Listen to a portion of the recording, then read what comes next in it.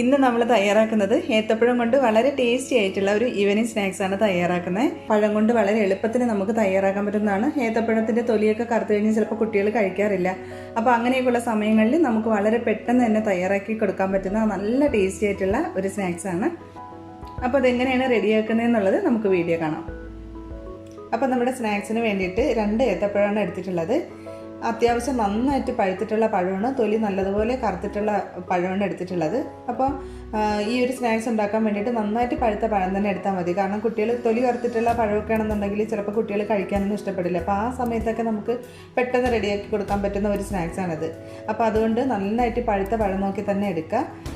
ഇനി നമുക്ക് ഇത് ചെറുതായിട്ടൊന്ന് കട്ട് ചെയ്ത് ഇതിനകത്തുള്ള ബ്ലാക്ക് സീഡൊക്കെ ഒന്ന് കളഞ്ഞ് അതിനുശേഷം നന്നായിട്ട് ഇതൊന്ന് ഉടച്ചെടുക്കണം. അപ്പോൾ ഇതുപോലെ ചെറിയ പീസാക്കി കട്ട് ചെയ്തെടുത്തതിന് ശേഷം ഒരു ഫോർക്ക് വെച്ചിട്ടോ അല്ലെങ്കിൽ കൈ വെച്ചിട്ടോ നന്നായിട്ട് ഇതൊന്ന് ഉടച്ചെടുക്കണം. മിക്സിയിൽ അടിച്ച് ഒരുപാടങ്ങ് പേസ്റ്റാക്കി എടുക്കരുത് കേട്ടോ. അങ്ങനെ ചെയ്യേണ്ട ആവശ്യമില്ല. കൈ കൊണ്ട് ഉടച്ചെടുക്കുകയോ അല്ലെങ്കിൽ ഒരു ഗ്ലാസ് വെച്ച് ഉടച്ചെടുക്കുകയോ ചെയ്താൽ മതി. ഇനി നമുക്ക് ഇതിലേക്ക് കുറച്ച് കാര്യങ്ങളോട് ചേർത്ത് കൊടുക്കാനുണ്ട്. ഇതിലേക്ക് 1 ടേബിൾ സ്പൂൺ റവ ചേർത്ത് കൊടുക്കുന്നുണ്ട്. പിന്നെ ഇതിലേക്ക് ഒരു 3 ടേബിൾ സ്പൂൺ മൈദ. മൈദയ്ക്ക് പകരം നിങ്ങൾക്ക് ഗോതമ്പ് മാവ് എടുക്കാം കേട്ടോ. ഞാനിപ്പോൾ മൈദയാണ് എടുത്തിരിക്കുന്നത്. പിന്നെ ഇതിലേക്ക് 3 ടേബിൾ സ്പൂൺ കോൺഫ്ലോർ ആണ് ചേർത്ത് കൊടുക്കുന്നത്. ഇനി ഇതിലേക്ക് ഒരു 1/2 കപ്പ് തേങ്ങ ചിരകിയത് അതും കൂടി ചേർത്ത് കൊടുക്കാം. പിന്നെ മധുരത്തിന് ആവശ്യമുള്ള പഞ്ചസാര ചേർത്ത് കൊടുക്കാം. ഞാൻ ഇതിലൊരു 3 ടേബിൾ സ്പൂൺ ചേർത്ത് കൊടുക്കുന്നുണ്ട്. അപ്പോൾ നിങ്ങളെടുക്കുന്ന പഴത്തിൻ്റെ മധുരത്തിനനുസരിച്ച് ചേർത്ത് കൊടുക്കുക. പിന്നെ ഇതിലേക്ക് ഒരു 1/2 ടീസ്പൂൺ ഏലക്കാപ്പൊടി, അപ്പോൾ അതും കൂടി ചേർത്ത് കൊടുക്കുക. പിന്നെ ഇതിലേക്ക് ഒരു നുള്ളു ഉപ്പ് ചേർത്ത് കൊടുക്കാം, ഒരുപാട് വേണ്ട. അതുപോലെ തന്നെ ഒരു 2 പിഞ്ച് സോഡാപ്പൊടിയും കൂടി ചേർത്ത് കൊടുക്കാം, ബേക്കിംഗ് സോഡ. എന്നിട്ടിത് നന്നായിട്ടൊന്ന് മിക്സ് ചെയ്തെടുക്കാം. വേറെ വെള്ളമൊന്നും ചേർക്കേണ്ട ആവശ്യമില്ല. പഴത്തിൻ്റെ ആ നനവിൽ തന്നെ മാവെല്ലാം നന്നായിട്ടൊന്ന് മിക്സ് ചെയ്തെടുത്താൽ മതി. ഇതിലേക്ക് നമുക്ക് കോരിയെടുത്ത് ഫ്രൈ ചെയ്യാനുള്ള പാകത്തിന് മിക്സ് ചെയ്തെടുത്താൽ മതി. ഇനി മിക്സ് ചെയ്യുന്ന സമയത്ത് ഒരുപാട് ലൂസായി പോകുകയാണെന്നുണ്ടെങ്കിൽ കുറച്ച് പൊടിയും കൂടി ചേർത്തൊന്ന് അഡ്ജസ്റ്റ് ചെയ്തെടുത്താൽ മതി. അപ്പോൾ നമുക്ക് മാവ് റെഡി ആയിട്ടുണ്ട്. ഇനി നമുക്കിത് ഫ്രൈ ചെയ്തെടുത്താൽ മതി.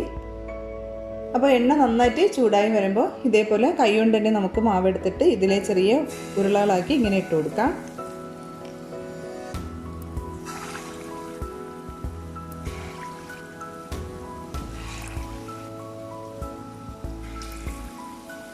ഇട്ട് കൊടുത്തതിന് ശേഷം ഒരു മീഡിയം ഫ്ലെയിമിലോട്ട് തീ മാറ്റിയതിന് ശേഷം തിരിച്ചും മറിച്ചിട്ട് നന്നായിട്ടൊന്ന് ഫ്രൈ ചെയ്തെടുത്താൽ മതി. ഒരു വശം ഒന്ന് മൊരിഞ്ഞ് വരുമ്പോൾ നമുക്ക് തിരിച്ചിട്ട് കൊടുക്കാം. ഇതിപ്പോൾ എല്ലാം റെഡിയായി വന്നിട്ടുണ്ട്. നമുക്കിതിന് എണ്ണയിൽ നിന്ന് മാറ്റാം.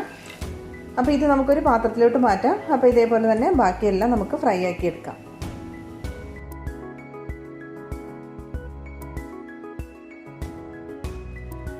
അപ്പോൾ എല്ലാവരും ഇതൊന്ന് ട്രൈ ചെയ്ത് നോക്കൂ കേട്ടോ. സൂപ്പർ ടേസ്റ്റാണ്, കുട്ടികൾക്ക് തീർച്ചയായിട്ടും ഇഷ്ടപ്പെടും. അപ്പോൾ ഇനി പഴം കറുത്തു പോയി എന്ന് കരുതിയിട്ട് ആരും കളയണ്ട. അപ്പോൾ ഇതേപോലെ ഒന്ന് ട്രൈ ചെയ്ത് നോക്കിയാൽ മതി. ചിലപ്പോൾ ഇതെല്ലാവരും ട്രൈ ചെയ്ത് നോക്കുന്നതായിരിക്കും. കാരണം പഴം വെച്ചിട്ട് നമ്മൾ ഒരുപാട് സ്നാക്സും കാര്യങ്ങളൊക്കെ റെഡിയാക്കുന്നുണ്ട്. ഇതുപോലെ ട്രൈ ചെയ്യാത്ത ആരെങ്കിലും ഉണ്ടെന്നുണ്ടെങ്കിൽ ഒന്ന് ട്രൈ ചെയ്ത് നോക്കുക. ഇതിൻ്റെ പുറഭാഗം നല്ല ക്രിസ്പിയാണ്. നമ്മൾ റവയും കോൺഫ്ലവറൊക്കെ ചേർത്തുകൊണ്ട് തന്നെ നല്ല ക്രിസ്പിയാണ്. ഏത്തപ്പഴം ആയതുകൊണ്ട് തന്നെ നല്ല ടേസ്റ്റാണ് കഴിക്കാനായിട്ട്. കുട്ടികൾക്ക് തീർച്ചയായിട്ടും ഇഷ്ടപ്പെടും. കുട്ടികൾക്കും വലിയവർക്കും എന്തായാലും തീർച്ചയായിട്ടും ഇഷ്ടപ്പെടും.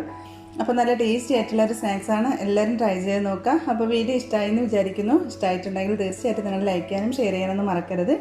അപ്പോൾ പുതിയ നല്ല ഈസി റെസിപ്പി ആയിട്ട് നമുക്ക് വീണ്ടും കാണാം. താങ്ക്